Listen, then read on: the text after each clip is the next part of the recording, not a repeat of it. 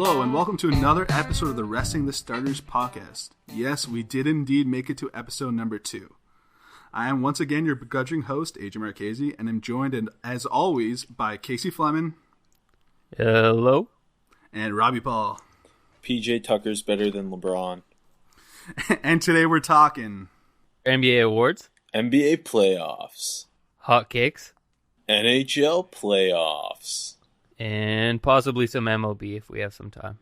But first off, we're talking about our 3 favorite days of the year. No, not Earth Day, the day of Earth Hour, and Arbor Day, but the NFL Draft. Guys, let's start with some risers. Rob, who you got? Ooh. So, my risers, Tre'Davious White from LSU, mainly because some bad news came out today about Gary Conley, the cornerback from Ohio State. There was a rape accusation made against him, and he was probably the number 2 corner in the draft. I have Tre'Davious White 3rd, and I think Conley is pretty untouchable right now until this whole thing is figured out. And so I think Tre'Davious White's now a lock to be a top 20 pick. Yeah, I agree with that one, actually. Gary and Conley, that is really unfortunate timing. You're kind of seeing a little bit like a Lyle Collins, where he ended up going with the Cowboys eventually, but he was undrafted, and everyone thought he was a first-rounder, and I think something like that could happen with Conley. So if he completely falls out, I think Trey White rises up. He could be a top 15 pick. And Conley is pretty much guaranteed to be a Cowboy at this point because they love character issues. Casey, who you got rising up boards? For me, I was actually thinking Trey White as well, but then I saw Rob was doing that, so I went a different direction. I think Jordan Willis is rising up boards quite a bit. Not so much this second, but he definitely rose up relative to his draft stock a month and a half ago. Obviously, after the Combine, where he absolutely blew it up, he really started to shoot up boards. The guy had a 6.85 3-cone, which is ridiculous, and he had a 1.54 10-yard split, which is also ridiculous. So I think he really started to shoot up boards then, and a lot of people are doubting him, including myself, because on tape he looks like he's just setting the edge and he's not really rushing that hard. He always takes this really elongated loop around the tackle, and it kind of looks weird, and it kind of made me think he might not have really that good of an agility, but the Combine really proved me wrong there. And going back, I think if that was based on scheme and he was asked to set the edge, I think you could really see his pass rush really pick up into the NFL, and he already had 11.5 sacks and 10 the year before that, so I think he's definitely rising up. Yeah, Willis's tape was 4th, maybe late 3rd round guy, and then the Combine was a first round athlete type of Combine, and at this point he's probably a lock for a 2nd round pick. All right, for me, I'm going to go with a couple obvious guys. Hassan Reddick, he's been rising through the whole process, and at this point, with Foster's issues now, I think he's kind of a lock for a top 15 pick. I personally, I don't bang Foster at all for a diluted sample. I don't either. Yeah, but I guess the NFL overlords probably will, so Foster still shouldn't get past the Colts, but I see what you're saying. With that in hand, Reddick probably is now the guy who doesn't get past the Colts. And I'll throw a couple other names at you, and it's not too crazy, but Forrest Lamp and Cameron from Bama. I think they're both top 15 guys because you know how the draft works. Offensive linemen get overdrafted sometimes by multiple rounds, and in a weak class, that's just going to happen with this, I think. Yeah, I think they're both going to go way before they should. I would much rather have Lamp even to play tackle. I think he's more likely to be a guard in the NFL, but even if I wanted a tackle, I still think I'd go Lamp over Robinson. And that's saying a lot considering I'm a Bama fan, so Cam Robinson should be hired naturally, but I watched him whiff on a lot of speed rushers, and everyone in the NFL has speed, and I'm really worried about his ability to hold up at tackle. Yeah, I don't think Cam Robinson can get past the Broncos at 20 at this point because the tackle class is so weak. And I think with Robinson, you're getting a guy who, if he doesn't have the feet needed to play left tackle, you kick him inside to guard. And he reminds me of Kelechi Osemele as a guard. I totally agree. And sorry to Robinson for forgetting his last name right there. As for fallers, Rob, who do you see falling? Taco Charlton from Michigan. I don't know if he'll actually fall. I just don't see what people see in him. I've seen him mocked to the Colts at 15, and generally he's going in the first round of mock drafts, and I don't see a first round talent. He's a guy who he'll make a splash play every once in a while in the game, but otherwise he's disappearing. And a guy that he's like 6'6", 270, pretty good athlete. He should have been more impactful in college, and too often he disappears against the run, and I think he should fall, but I don't know that he actually will. Yeah, I think he's going to be overdrafted based on where I have him. I have him as my 10th edge guy. Yeah. I noticed that he spent a lot of time on tape on the ground, which is pretty worrying because you need your edge defender to have really good balance. You don't need that amazing bend, but at the same time, you need to have like a functional level of balance so that you can at least bend a little bit around the edge. And he just ended up on the ground a lot. And who's your faller, Casey? I think I can speak for all of us when I say that Conley is likely going to fall completely out of the being draftable conversation. So he's a cop-out, but also I agree that Foster shouldn't drop, but I think he is going to drop. Like, I've heard some people thinking he might drop as far as the end of the first or possibly even the start of the second round. So I think somebody's going to get a definite bargain there, but I personally would still take him pretty high. He's an absolute game changer.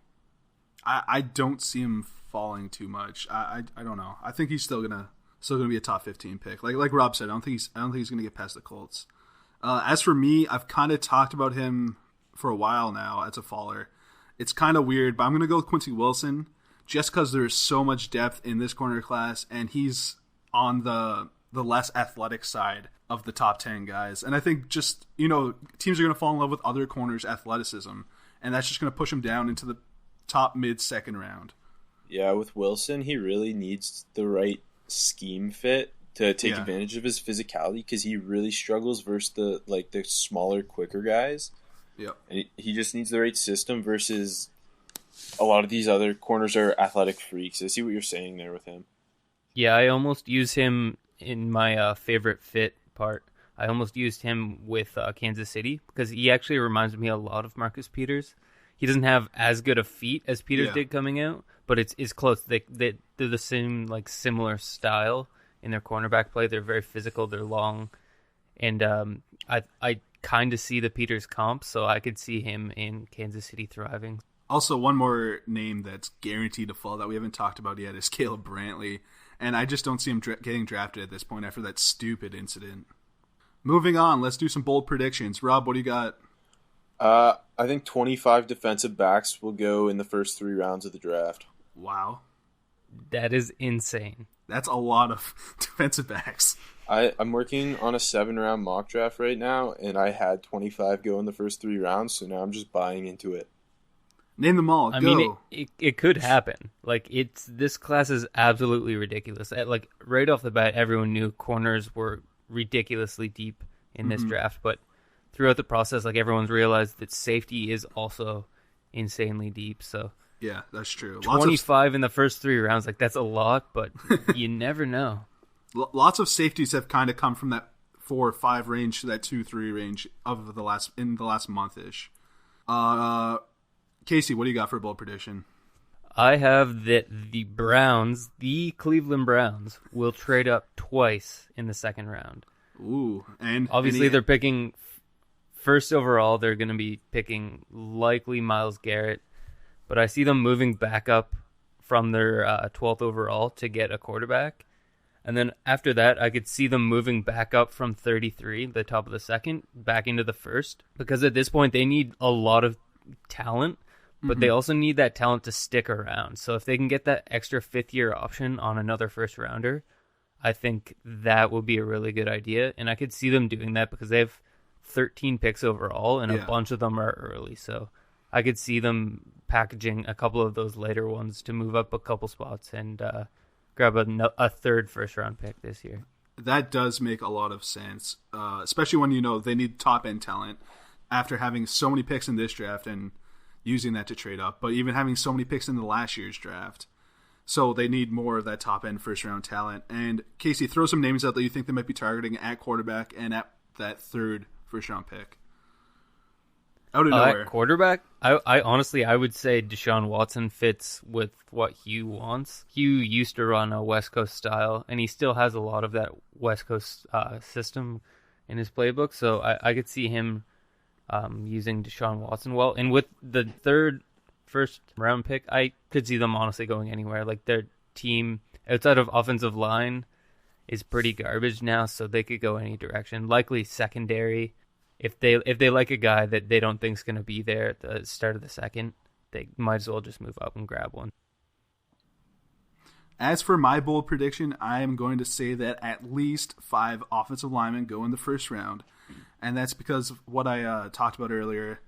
The lack of depth in the class is just going to force guys up, and I see the 4 we all know: Lamp, Bowles, Ramczyk, Robinson, and maybe one of Dawkins, who I've seen mocked a little bit in the first, and it's kind of crazy, or Taylor Modon out of Western Michigan, the tackle. And I see one of the two or guys. Dan Feeney, eh? Yeah, give me Dan Feeney either over both those guys in the first round. Really? Atlanta? What do you think about that fit? Feeney to Atlanta? Yeah. Yeah, that's a perfect plug-and-play guy for them. Like, I don't see him as an all-pro talent, but he's a guy who starts 10 years and is just really solid. Yeah, that makes sense. All right, let's move on. And a draft crush or your favorite fit in this draft? Robbie? So my draft crush is Alvin Kamara from Tennessee. I think he's a first-round talent that's going to fall into the second round, and specifically, the Panthers should be pursuing him if they don't get Fournette 8th. He can run between the tackles. He reminds me a lot of D'Angelo Williams. He can run with a bit of power. He'll break first contact, but he is electric. He's the best screen back in this class, and I just really, really like what he can do. He's a 3-down running back. He's the best pass blocker too. There's a lot of fire behind that take. All right. I'm on board as being one of Kamara's biggest critics, so yeah, I'm not a fan I really don't see it, but like Rob and a lot of draft people I trust also see it, so yeah, I'm clearly the one missing something here. I'm on board with you, Casey. I'm not a fan of his. How about a fave fit or a bold prediction for you, Case? I have Trey Hendrickson out of FAU going to the Pats. And I think this is extremely obvious on every level. Like, 1, they need a pass rusher. That's by far their biggest need. 2, he's white, and they love their whites there. 3, he has a lot of production, and he blew up the combine as well. He was like one of those lesser names that kind of blew up the combine with Jordan Willis as well. So I could see him going there, and he's likely going to go off the board in the range that the Pats have their first pick, which is the end of the second, I believe. So he's going to go somewhere in that like early third round range. I could see him there, but like the Pats really don't care about draft value, so they'll go up and grab their guy that they want, and they always just seem to want that crafty white. And they're going to double down and take Switzer out of UNC, right? Oh, 100%. That's all right. As for me, I didn't do a favorite fit, but 2 of my crushes are Hassan Reddick and Obi Melifonwu, and that's because of their athleticism, mainly their size, their speed. I love their versatility and schemes. Obi could play corner. He may even be better at corner in the NFL or safety. And Hassan could play multiple spots on the different positions across the linebacker front. Anything else to add for the draft at all, guys, before Thursday? It's getting to that point where you start to get a little bit giddy. It's like a child right before Christmas. So I'm in that mode right now, just kind of buzzing off this pre-draft hype. Oh, yeah. And just to all the listeners, have a good Thursday, Friday, and Saturday, and best wishes to all your teams not making stupid picks. Moving on, let's get to some NBA awards. All right, let's start off with Executive of the Year, and I think the choice was easy for me, giving it to Daryl Morey, the Houston Rockets GM. He went all in with his analytic based Moneyball style, and it paid off. He turned the Rockets from a non-playoff team to I think they won 55 games this year, and in my opinion, the only team that could take down Golden State. Ooh. He brought in the often injured Eric Gordon and turned him with Harden. He became a 3-point assassin. He believed in Ryan Anderson enough as his stretch four to come in, shoot those threes, perfect for the D'Antoni offense. He hired D'Antoni, let him change Harden from a shooting guard to a point guard. He then made a mid-season trade for Lou Williams to be his sixth man, and it worked perfectly and put those Rockets as a top 6 NBA franchise. All right, I will play devil's advocate on this one and go with Blue Jays legend Danny Ainge. And that's because he's kind of built that team from the ground up. He has them as the number 1 seed in the East, and if all goes according to plan, the number 1 pick in the draft. I would counter that with saying Donald Sterling. And why is that, Casey? No reason. Okay. Rob, what do we got next? Unless you want to say something about Danny Ainge. Danny Ainge was a terrible baseball player. All right. Well, what award do we got next? All right, Coach of the Year. I think you could go many directions with D'Antoni. You could go Kerr, but I'm gonna go with the classic pick, Greg Popovich. He took the Spurs, and most teams have multiple All-Stars these days. He just has Kawhi Leonard and the guys he won championships with a decade ago, and they won 61 games in the West. I mean, Pop is never a bad pick, but I'm gonna go with a guy you previously mentioned, with D'Antoni coming into Houston, making James Harden what he is today, a legit MVP contender. Not MVP, though. A legit MVP contender, winning 55 games, like you said. And Pop is Pop. He's always getting it done. Like, is he the best coach in the NBA? Yes. But give it to D'Antoni. D'Antoni's on the case, too, so. All right. Next award. For most improved, it's pretty obvious. I can't say his name, so I'll stick with his nickname. I've got Greek Freak. Giannis. Antetokounmpo. Wow, that was actually really well done. I've been practicing. He averaged almost 23 points, almost 9 rebounds. He had 5 assists per game. He led his team in rebounds, assists, steals, blocks, and points, and turned from a potential star into a bona fide superstar and top 15 player in the NBA this year. I've got Giannis, too. Next award. 6 man. This could go any direction, any year. But I'm going to go with another classic here, Andre Iguodala of the Warriors. Because what he does isn't necessarily shown in the stats. Yeah, you could go Lou Williams or Eric Gordon because they average so many points. But Iggy legitimately comes off the bench, defends like the best wing on the other team half the time. Yeah. And he's a playmaker. He can get buckets when he needs to. He's got the clutch factor. Iggy's just the obvious choice for me because he's an all-around player. I totally agree. And one stat he does have is he led all reserves in plus-minus this season. That's the perfect stat for a guy like Iggy, who points-wise has never been the best, but he's just such an all-around good player. All right, next award. Defensive Player of the Year, I think you got 2 choices here. You could go with the Eiffel Tower, Rudy Gobert, but I went with Draymond Green mainly because of his versatility. He can cover 1 through 5, and the only other person in the league who can cover 1 through 5 is probably LeBron. So, and Draymond does it at a dominant level. He's the best defender in the league, and he adds the defensive rebounding factor as well. I got Draymond too, and like you said, I think he's a jack of all trades defensively. And I saw a gif of him covering literally every single player on Portland's team in one possession, and it was kind of crazy. Next award, Rob? So Rookie of the Year, this might be a little controversial because he only played 31 games before getting injured yet again, but I picked Joel Embiid. And this is a controversy for me. I'm going Malcolm Brogdon. That was your second choice? Yeah. He is starting on a playoff team. Not a spectacular season by any means, but it's a weak year. If Embiid played all 82 games, he was easily Rookie of the Year, but he didn't. He played 31, I think. Yeah. Brogdon had 10, 4, and 3. Like I said, he's starting on a and was a second rounder, was he not? yeah. I think that's a big part of it too. Yeah, so like the value is insane. The thing Brogdon brought was he was I think he was like a 4-year starter at Virginia, and his knowledge of the game set him apart in a weak rookie class, and he's become a very good 3-and-D guard. And I think the only other player you can consider between besides Embiid and Brogdon is Dario Saric, who's also on the Sixers. But if you look at Embiid's per 36 this year, he averaged 28 points, 3.5 blocks, 1.2 steals, 3 assists, and 11 rebounds. Those numbers are insane, and he adds the stretching the floor factor. He's taking 4.5 threes a game and connecting on 36% of them. Those are unheard numbers for a rookie big man.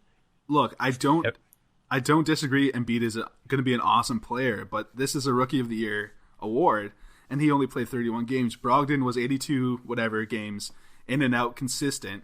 And Embiid's going to have lots of All-Star awards, lots of whatever going forward. MVP, maybe, you never know. And this is kind of Brogdon's only thing, maybe for his whole career. So let's give it to him. Fine, whatever. All right, last and not least. Go ahead, Rob. So, because I'm a little different than everyone else, and I'm correct, and you guys are both wrong, my MVP choice is James Harden, the point guard for the Houston Rockets. Wow. Okay, so what? Russ, this is how I look at it. There's 4 MVP candidates. There's Harden, there's Russ, there's Kawhi, and there's LeBron. LeBron's the best player in the league. Kawhi's the best two-way player in the league. Sure. Russ is the best statistical player in the league, but James Harden made his team the best. Like, he improved his team the most by playing at an MVP level. He improved his teammates. I think their over-under at the beginning of the year was 41 wins. He elevated them to 55. Meanwhile, Russ took the Thunder's over-under from 45 to 47. He didn't really do nearly... And you can't give MVP to a guy who couldn't win 50 games. I don't know, man. I think the Rockets are a better team without Harden than the Thunder are without Russ. Well, yeah, I agree completely. Okay, guys. James Harden, you're saying that because of how good Ryan Anderson and Eric Gordon were this year? James Harden made them that good. Look at what Eric Gordon had previously been. Look at what Ryan Anderson had previously been. Harden's the reason those guys became assassins from the three-point line this year. Yeah. Versus like, Russ caused Victor Oladipo to basically regress. Steven Adams didn't improve. He doesn't make players better. When you're thinking MVP, like the two traditional ways people think about it is either they give it to somebody who had a freak season or they give it to somebody who carried their team. And if you want to see a freak season, you look at Russell Westbrook. I had him on a fantasy team and it was honestly amazing because he broke Oscar Robertson's record, which a lot of people thought was practically untouchable. He averaged a triple-double, which is ridiculous. But even if you want to go like the other argument where he carried the team, like if you took Russ off of OKC, I think they're winning like 20. maybe 70% of the games that they won. So I 20, think 25 games. Yeah, but that's the same thing with Houston. You take Harden off of Houston, they don't have a player who can run D'Antoni's offense. And that's another thing, like, everyone's talking about, like, oh, well, Russ got manufactured rebounds and stuff like that because his team would just, like, box out and let him get it. But, like, everyone going into this year knew that Harden was going to have a bunch of looks manufactured through D'Antoni's offense. Like, everyone knows, like, the pick-and-roll offense runs through that guard. Hold on. And it could have been anyone with speed, and like they would have looked a lot better than what their talent. But look at actually is. I'm not saying. Yeah. Look at D'Antoni's previous 2 stops, the Lakers and the Knicks. He drove them into the ground because he has his system, but only great players can run that system, aka James Harden and Steve Nash. All right, Rob, you talked earlier about the Thunder players regressing like Oladipo. But I think that speaks even more to Russ. I don't think they're regressing because of Russ. I think they're just regressing. They are regressing because of he doesn't imagine playing a pickup game and having a guy never pass, dribble around, and he hunts for assists when he wants them, but otherwise he's taking a shot. Russ is taking that many shots is great if you're a superstar. Sure, Russ can't shoot a 3, and it's a 3-point league. All right, let's wrap this up. And the last thing I'll say is this is definitely closer than some people are saying. Like, Russ is not a blow-away like MVP candidate. This is back and forth like we just did, I think. And anyone who thinks Russ is easy the MVP, I totally disagree. Harden is a legit MVP candidate. All right. That's probably what drives me craziest. I know Russ is gonna win MVP. It's just people won't admit that Harden's basically MVP too. Like in any other year, Harden's the MVP, but like 100%. People, yeah, 100%. Okay, and lastly here, let's give them our resting the starters all NBA team. Robbie, go ahead. So it's super easy this year. Didn't have to consider anyone really. The guards were obviously Westbrook and Harden. The forwards are LeBron and Kawhi. So the 4 MVP candidates get the nod. And then at center, the easy choice, Anthony Davis. We all agree with that. That's our team. And let's move on. Let's talk about the playoffs now and what we've seen so far. And you guys, any big surprises for you so far? For me, I was surprised. Memphis looks so bad. The first two games. In the first 2 games. I thought San Antonio was going to sweep them. Then Game 3, Memphis shows up. And then Game 4, they take it in overtime on the Gasol buzzer beater. And just Gasol and Conley just carry that team. And they have, I don't know, they're hard to not love. And that was probably the best game of the year so far. That's my favorite game. They're also a big surprise for me. And I just wanted to give them a shout out because the way they're playing ball is awesome and it's fun. Also, smaller ones, Atlanta tying the series at 2 apiece after dumping so many guys the last year and a half at the deadline. We thought they're going to try to tank. That's accurate, right? Or am I just making stuff up? I mean, they brought Dwight Howard in, and if you bring Dwight Howard in, you're trying to tank. Exactly. And I think we can talk about how well the Bulls have played the Celtics. That's been one of my biggest surprises. Like I thought they were going to get blown away, and they won the first 2 games, and I was ridiculously surprised. But the Celtics have won the last 2 by a pretty healthy margin. But at the same time, like, it just seems like Isaiah Thomas just isn't himself right now for obvious reasons. Yeah. So like that could play a big factor. The TNT Bulls won't move on because of the Rondo injury. That's just what I think. No, I don't think they're winning this series, but they've been impressive. Had Rondo not got injured though, I think they win the series. Really? Okay. Remember when there was a bunch of speculation that Rondo was going to get cut after he had like a weird Instagram post? Yeah. Like he had like a beef with Dwayne Wade. Rondo's back, baby. All right. And on that note, let's talk about the biggest threats to the obvious favorites in the West and the East, the Cavs and the Warriors. Let's start in the East and the Cavs. Who's the number 1 threat to the Cavs? Well, for me... Nobody. Yeah, it's like the East is just so... It's the East. And when LeBron wants to win, he wants to win. Like, against the Pacers the other night, the Pacers were stomping on them. LeBron in the second half just turned it on, won the game on his own. So really, I don't think there's any threat to the Cavs, but if there were to be one, if Milwaukee can pull the upset against Toronto, that team matches up. They're so weird. They're so long and just defensive, and I think that team could give the Cavs trouble, but honestly, the Cavs are going to the finals again. Casey, you got a team? No. Nobody's competing with the Cavs. All right. I agree the Cavs are going to the finals again. But if there's going to be a team, I'm going to the same series as Rob, but I'm going with the Toronto Raptors. They've been there. They took them to 6 last year. Homer. I don't really care that much about them. Anyways, they've been there. They took them to 6 last year. And they're a better team this year. Serge is a big addition to the team. They were playing terrible basketball the first 2 games, but they've turned it on. They're playing solid defensive basketball, I think. Like it's not great, but it's good. And they're not scoring, but they've been there, and they're the only team that's been there, and I think that's the reason why. But they're not going to beat the Cavs. All right. As for the Golden State Warriors, anyone taking them down in the West? Casey? Nope, nobody. Absolutely nobody. And this is why I haven't been the biggest NBA guy. Is like it just seemed obvious right from the get-go. Like if you were a betting man, you would have said Golden State and the Cavs. Are you saying there's no parity in the NBA? No, there's tons of parity down at the bottom with the other 28 teams. So the only parity is when Weird Al puts on a Bulls jersey. Ooh. As for me, I think the number one contender to the Golden State Warriors is the Spurs. They're going to get it done against Memphis. They're going to advance. And we're going to see a Spurs-Golden State matchup, I think.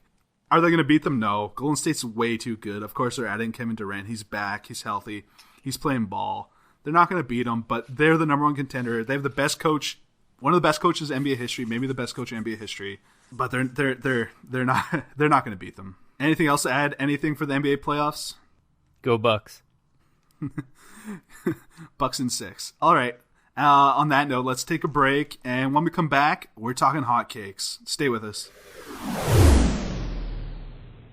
Visit Jacksonville. From our beautiful sandy beaches to our world-class military outfits and A1 football team. If you're a family looking for fun for a week or just a good time on a weekend, we got what you need. And don't forget, we're a sister city of Muransk, Russia. And don't you want to see the house where NFL legend Jabbar Gaffney grew up? Jacksonville. If you're willing to visit Florida, why not Jacksonville? This message brought to you by the Tourism Board of Jacksonville. Go Jags. Welcome back from the break. I hope those messages were very informative. We're getting to our first special segment of our series, and it's called Hotcakes. And that's Hotcakes. Great theme song. Casey, thank you. And it's a play on the term hot takes, if any of you have ever heard of it, which I'm sure you have. And we're going to say something we truly and passionately 100% believe, but it's also belligerent. Rob, you want to get started with the hot cake? Yeah, but you guys can't get too upset with it. Okay. Because this cake is livid. hot. All right. The Milwaukee Bucks win an NBA championship before every NBA franchise not named the Cleveland Cavaliers or the Golden State Warriors. It's so hot up in here with these cakes. You're getting delusional. Give it some passion behind it, Rob. Come on, why are they going to do this? Because Giannis. Never heard of him. Giannis is going to win 3 MVP awards. This guy is insane. This guy's LeBron, but he's Greek and skinnier. And Chris Paul's going to opt out of the Clippers, I heard, and join the Bucks, so they'll have the point guard. You can slap a whole stick of butter on that bad boy, and it's going to melt. Casey, what do you got? I have Eric Thames is going to hit 40 home runs, steal 10 bases, and bat over 300 this season. And the reason I think that is because he absolutely destroyed the Korean League, and he's on fire right now. He started the season with 10 home runs already, which is insane. But listen to these Korean League numbers. In 2014, 37 home runs, 11 steals, batted .343. 2015, 47 home runs, 40 steals, and batted .381. And then 2016, he had 40 home runs, 13 steals, and .321 batting average. So I think he can easily hit 40. That's not going to be a problem. Batting .300 in the MLB is going to be difficult relative to the Korean League, but I still think he could do it. And 10 bases, it seems like he has the speed. He's an absolute freak athlete, so it's more of like, will the Brewers let him run as often as he wants? Just to play devil's advocate here, I could put up those numbers in the Korean League.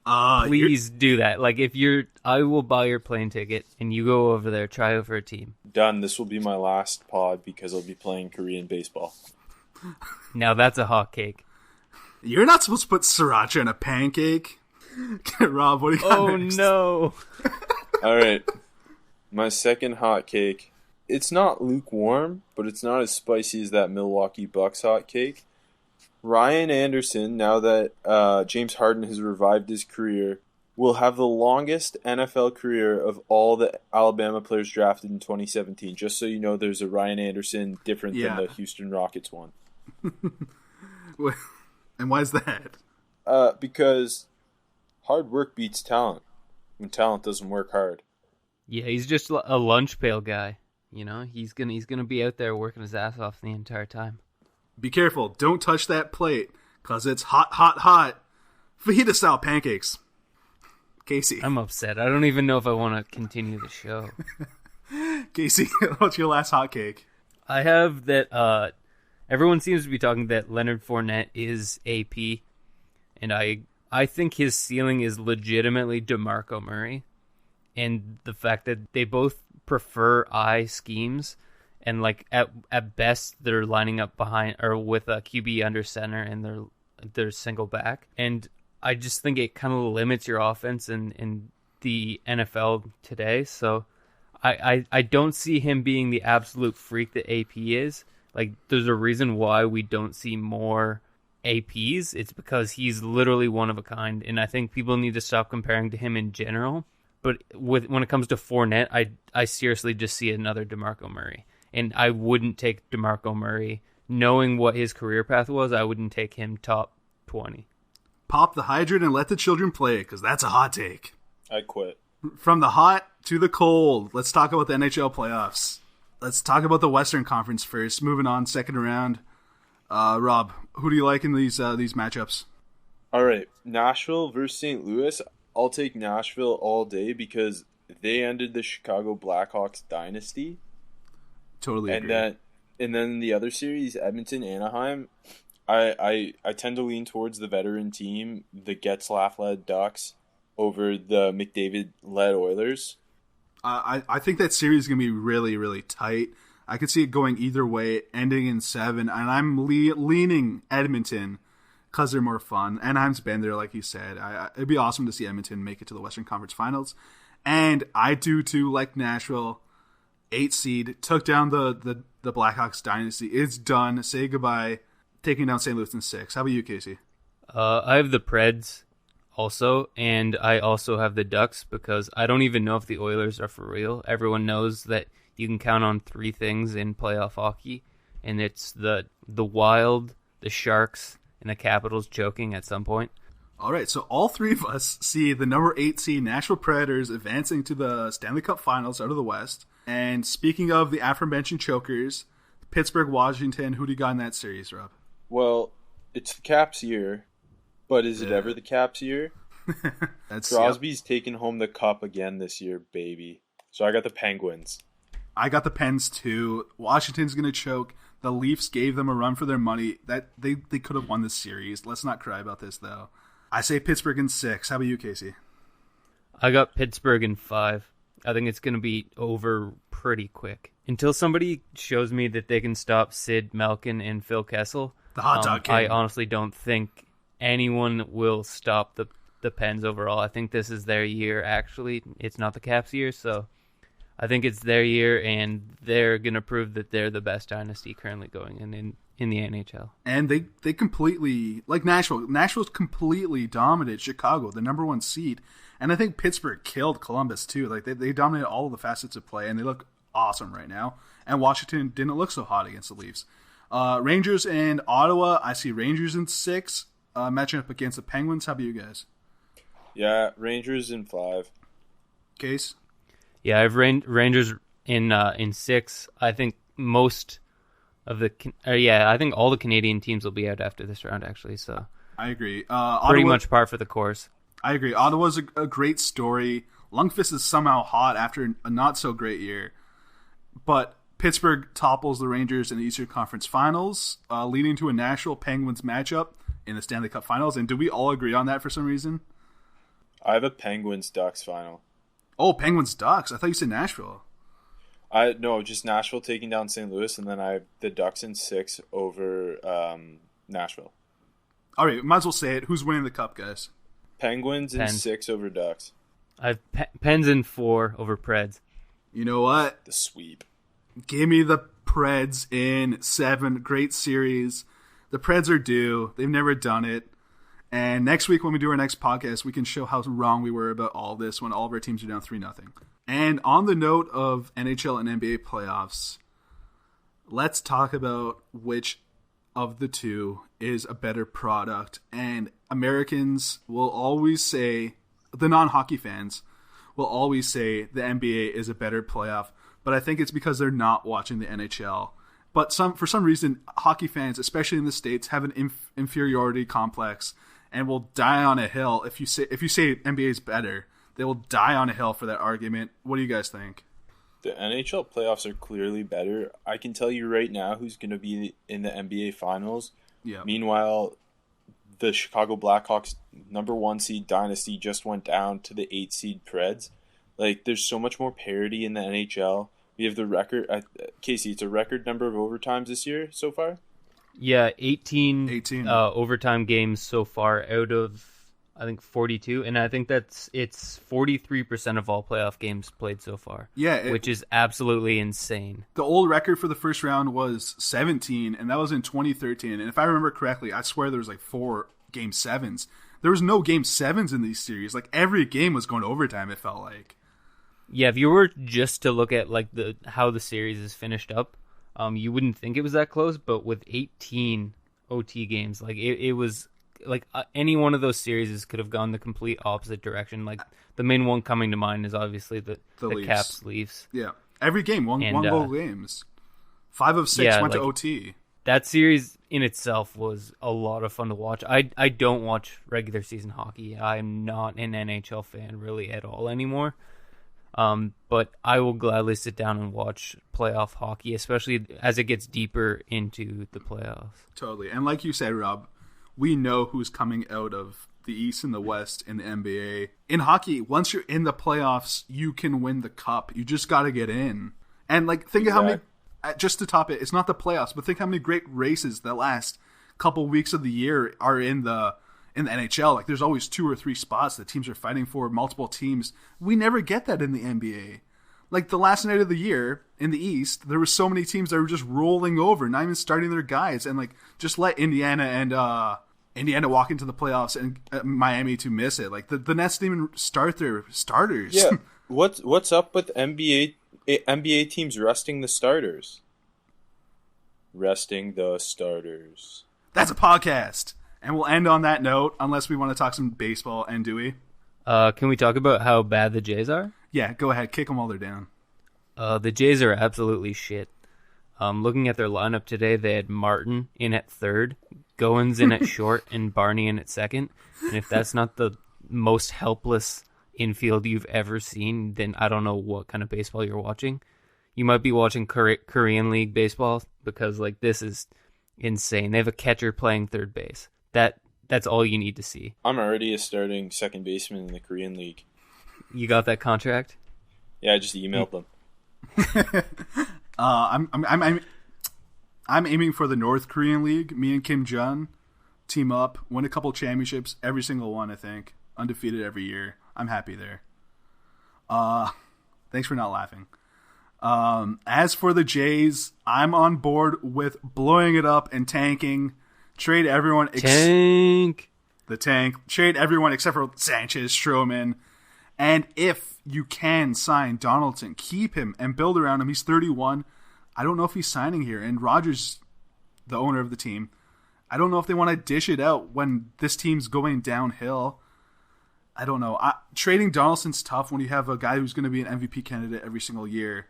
But if he's not going to sign, you got to you got to trade him if he's not going to sign. I'm not completely down for calling it quits. This is still a playoff roster. Like, if they lose 7 of the next 10, like it would mean that they're obviously not mathematically eliminated, because there's 162 games, right? Like, they could go on a streak at any time, but it means that the ground they have to make up to even make a wild card becomes very, very unlikely. So at that point, if they really go on a further downfall here and they lose, like I said, 7 of the next 10, I could see blowing it out then and just tanking for Wiggins.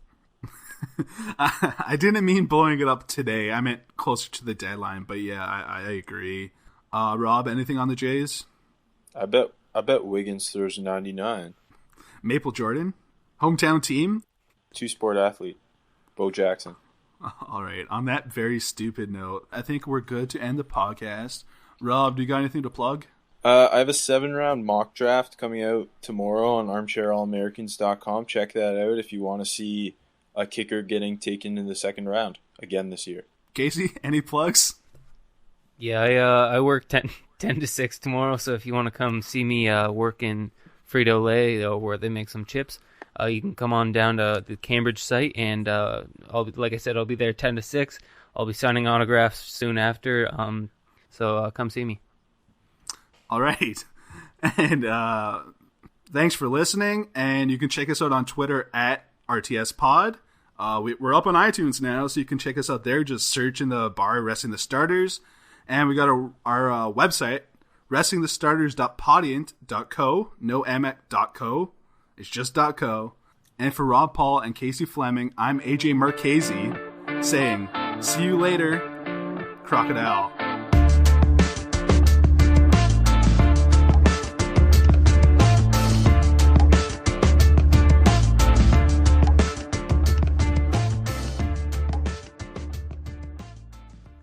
Sports. You said your own name wrong.